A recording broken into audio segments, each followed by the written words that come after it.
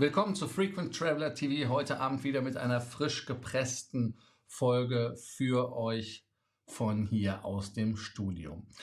Das erste Thema ist natürlich die Air Defender. Heißt, was passiert mit der Air Defender und dem Flugbetrieb? Weiter haben wir natürlich einen Deal mit der Lufthansa Business Class nach Seoul von Budapest aus gestartet für augenfreundliche 1.289 € startend. Weiter gibt es natürlich immer noch die latente Gefahr des Lufthansa-Streiks. Die Piloten haben sich nicht geeinigt und am 30. diesen Monats läuft die Friedenspflicht ab. Des Weiteren haben wir die Swiss, die ein Luxusproblem hat. Die haben keine Tickets mehr. Heißt also, die Swiss Airlines hat sich ausverkauft quasi fast. So hört man aus Zürich. Die Engländer wollen eine Art elektronische Travel Authorization haben, ETA, was vergleichbar ist mit dem ESTA in den USA. Es gibt einige Länder, für die es schon Herbst, glaube ich, losgeht. Für uns noch nicht, aber das kann sich jederzeit ändern. Auch für Accor, wer bei Accor noch den Fast Track nutzen kann, muss sich sputen, denn nächste Woche müssen die Zimmer gebucht werden. So, dann denkt dran, den Kanal zu abonnieren, die Glocke anzumachen, ein Like dazulassen, aber auch ganz, ganz wichtig, kommentieren und eventuell auch eine Kanalmitgliedschaft in Erwägung ziehen. Das Mikrofon einmal wieder schön gerichtet. Die Air Defender wirft nicht nur ihre Schatten voraus, sondern ist auch schon voll im Gange. Gestern hatten wir ja gehört, in Hamburg war es problematisch, in Frankfurt hat man es nicht gemerkt. Jetzt ist es so, dass man einen Flugbetrieb hat, der relativ stabil ist. Es hat nur wenige Folgen für die Passagiere gehabt an den Flughäfen in Frankfurt, aber auch in Berlin. Insgesamt stabil, so sagte es die Betreibergesellschaft Fraport. Von den rund 1.280 geplanten Flugbewegungen sei am Dienstag eine zweistellige Zahl von den Flügen von Verspätung und Annullierung betroffen gewesen. Naja, nun gut, das würde ich jetzt nicht so als geringfügig bezeichnen, aber nun gut, so ist das halt. Der Flughafen Berlin-Brandenburg sagt, dass ein Start und eine Landung außerhalb der gewöhnlichen Betriebszeiten natürlich ungewöhnlich ist, aber das gab es und damit teilte der Flughafen am Dienstag auf Anfrage mit. Eigentlich sind am BER alle regulären Linienflüge in der Kernnachtzeit von 0 bis 5 Uhr ausgeschlossen, aber von 23.30 Uhr bis 24 Uhr und von 5 Uhr bis 5.30 Uhr dürfen grundsätzlich keine planmäßigen Flüge stattfinden. In der Nacht zum Dienstag habe es aber einen Start um 23.32 Uhr gegeben und eine Landung um kurz nach Mitternacht, um genau zu sein, 12 Minuten.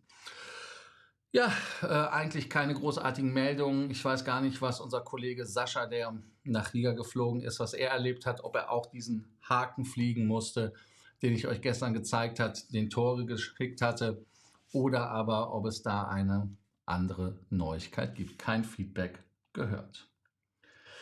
Wo wir Feedback gerade bekommen haben, das ist von der Swiss. Die Swiss sagt, und das ist ja als Lufthansa-Tochter schon mal gut, man hat kaum noch Tickets für den Sommer.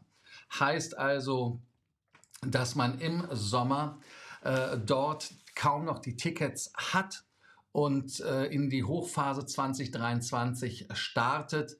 Ja, und ihr habt dann keine Tickets. Was ist das Problem? Denn Probleme bereiten die A220er, logischerweise mit den Triebwerksproblemen, die wir alle kennen. Heißt also, die kommen mit der Wartung nicht hinterher, weil die Ersatzteile nicht kommen. Und der Swiss-Chef Dieter Franks fürchtet im Sommer aber keine bösen Überraschungen. Die Nachfrage ist noch immer stark für diesen Sommer. Und wenn man dem Finanznachrichten AWP vertrauen darf, die das Interview gemacht haben, ist es so, dass die Flüge wirklich alle ausgebucht sind. Ihr müsst euch jetzt sputen. Das gesamte Netzwerk, besonders nach Asien, aber auch innerhalb Europas und in die USA, ist betroffen. Sind ja eigentlich gute Nachrichten, ist ein Luxusproblem, wenn wir ehrlich sind. Und wir sehen das auch an den Preisen. Das heißt, also wenn wir für Leute noch die Horn Circle oder Senator Requalifikation dieses Jahr machen, dann ist es durchaus teuer, weil es halt wirklich kaum Verbindungen gibt. Man lobt sich auch so ein bisschen, ist so im Prinzip, als ob die Swiss sich selber auf die Schulter klopft und sagt, man wäre unglaublich zuverlässig. Und man hat natürlich auch die Kapazitäten konservativ eingeplant. Ja, wie ist eure Erfahrung? Seid ihr von solchen Flugmaleschen ausgenommen worden? Habt ihr Probleme gehabt? Habt ihr vielleicht keine Tickets gefunden? Habt ihr eventuell festgestellt, hey, ich wollte fliegen, aber es ist doch zu teuer, ich bleibe dann doch zu Hause? Hoffen wir mal, dass das bald auch von gestern ist, dass wir dann wieder einen Angebotsüberhang haben und nicht einen Nachfrageüberhang, damit die Preise nicht weiter so in die Luft gehen. Dann haben wir ein Thema, was ich oft angesprochen habe und was oft auch natürlich für Verdruss sorgt. Gerade wenn die Spitzenverdiener aus dem Cockpit mit ihrer Friedenspflicht am Ende sind, am 30. Juni, dann ist es ja gerade so, dass sie streiken können. Und da man sich nicht geeinigt hat, man hatte da ja auch Themen, dass man zuerst in einer Art, ich hätte jetzt fast gesagt Darkroom, aber es war ja dann in so einem geschlossenen Raum, verhandeln wollte. Das hat ja dann nicht geklappt. Und es ist jetzt halt wirklich so, dass es zwar ruhiger geworden ist um die ganzen Geschichten, aber wir haben auch keine Einigung vernommen. Und wenn ich auf die Uhr schaue, wir haben heute den 13., das heißt also, es sind bis zum 30. etwas mehr als 2 Wochen, dann kann das eine knappe Nummer werden. Und wenn diese Friedenspflicht vorbei ist, kann das genau in den Sommerferien vom 1. Juli anfangend schön durchgestreikt werden. Und damit ist dann auch die Kontinuität der Geschichten da. Heißt also, bei der Swiss sind die Tickets weg, würde also heißen, man könnte noch nicht mal im Konzern umgebucht werden. Und man wird dann, wenn man sich das Ganze nochmal schön inhaliert, dann auf seinen sauer verdienten Urlaub verzichten müssen, weil die Herren der Lüfte da keinen Bock drauf haben. Ihr könnt ja mal sagen, was ihr davon haltet, ist auch die Frage des Tages. Lufthansa-Pilotenstreik im Sommer für euch eine realistische Gefahr? Und das andere ist es eine Situation, wo ihr sagt, da habt ihr Verständnis? Oder ob ihr sagt, nee, die Leute, die im 6-stelligen Bereich verdienen, die sollten da vielleicht nicht streiken. Ich bin mal gespannt auf eure Kommentare, was ihr schreibt, was ihr dazu kommentiert. Dann haben wir Neuigkeiten aus dem Königreich. Der Engländer im Allgemeinen und hier jetzt die ETA im Besonderen sorgt für Verdruss auf die eine Art und Weise. Warum? People traveling to the UK without a visa will soon need to get an ETA. Wir reisen ja irgendwie ohne Visa nach England. Und wenn man sich das anguckt, ist es so, dass man dieses ETA braucht, wenn man für touristische Angelegenheiten Familien, Freunde, Bekannte, Verwandte, geschäftlich oder aber auch studierend sich in England aufhalten möchte. Oder wenn man nach England kommen möchte für 3 Monate aufgrund des Creative Worker Visa. Oder man einfach nur Transit machen möchte. Heißt also, dann könnte es passieren, dass man so etwas braucht. Im Moment ist es so geplant, dass vom 15.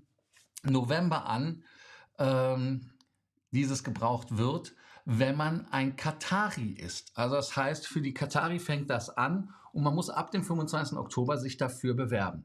Jetzt sagt ihr natürlich, was kostet die Bude? 10 Pfund. 10 Pfund kann man jetzt drüber streiten, ob das viel Geld ist oder nicht. Ich muss jetzt natürlich, wie immer,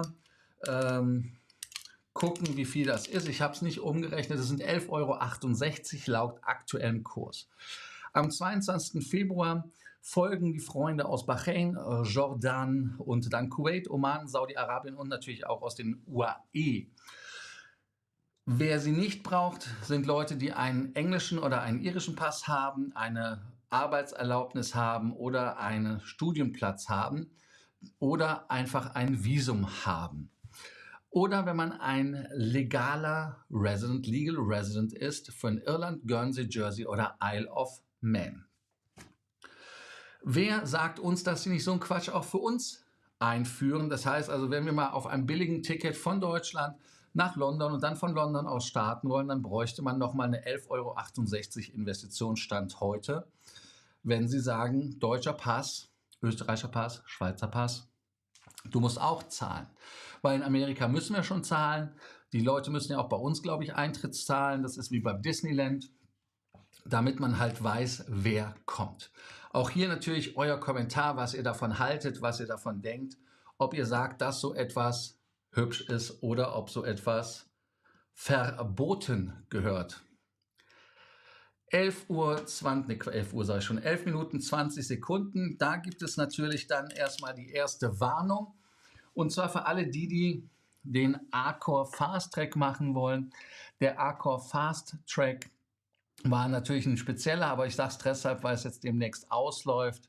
Heißt also, ihr müsst den Fast Track in Angriff nehmen. Bis zum 25. müsst ihr diesen Monats gebucht haben.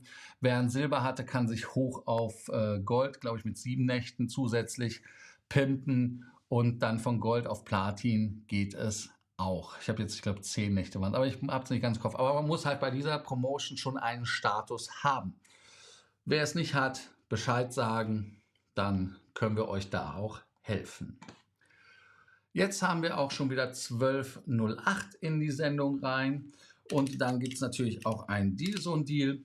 Den Dealzone-Deal habe ich euch heute mitgebracht auf dem Weg von, da haben wir es, von Budapest nach Frankfurt über Seoul zurück nach Budapest. Das sind 11.684 Kilometer, 5.322. Natürlich hier wie immer nicht irritieren lassen. Ich mache das mal so. Dann sieht man es ein bisschen besser. Man fliegt wahrscheinlich hier wieder unten rum. Das ist natürlich unangenehm. Ihr wollt natürlich wissen, Buchungsklasse P gibt 100% der Meilen. Dann haben wir noch, was wir Wichtiges zu sagen haben zu dem Deal. Ich glaube, Nacht von Samstag auf Sonntag ist ja bei P-Klasse immer der Klassiker. Ihr wisst ja eigentlich, was kommt. Dann habt ihr hier nochmal die Meilen. Da habt ihr dann die Werte und ich schiebe mein Bild nochmal in die Mitte, damit ihr die Meilenwerte seht.